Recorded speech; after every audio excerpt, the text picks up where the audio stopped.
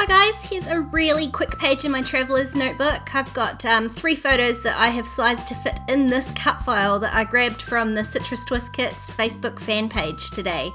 And I've just cut that out on my silhouette from one of the 6x8 papers in the Pocket Life kit this month.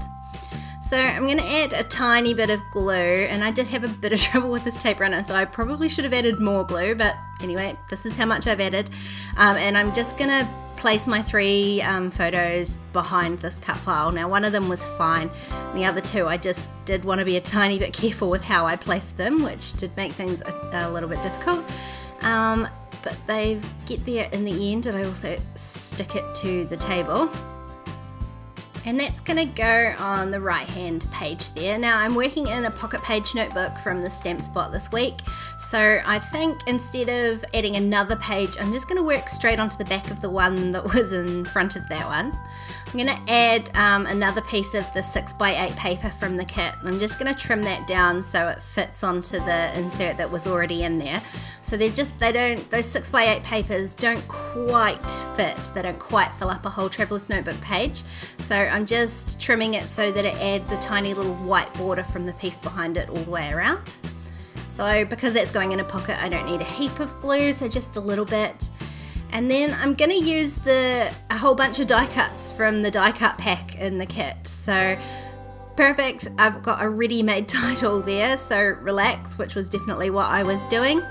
And then I'm just going through the rest of the pack, picking out pieces that I think go with my little theme here. So it was just these 3 photos of, we had a really beautiful sunny day, and I did take the time to stop during my work day, go outside, sit in the sun, get some sunshine, drink my tea, and just relax a little bit. So since I started working from home, it's something I do less and less. So I've definitely been trying to make that more of a habit.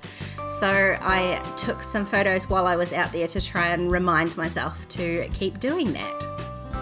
So before I carry on working on the right, I'm just going to finish up this left-hand page here, just because it's a bit of a pain slipping around all over the place. So I'm gluing down my typed journaling and my title here with my Martha Stewart glue pen, which is the best way I find with those funny little die-cut words.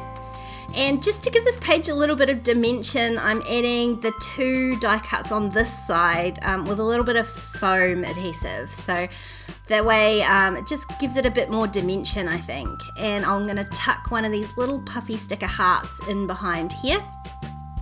And that's going to be the left hand side of my page all done. So rather than having it slipping and sliding all over the place while I'm working, I'm just going to tuck that back into the pocket, and then I can carry on working on the right hand side. So I literally am just layering die cuts, but everything kept moving around, so I figured I'm just going to live dangerously and just start sticking stuff down as I go.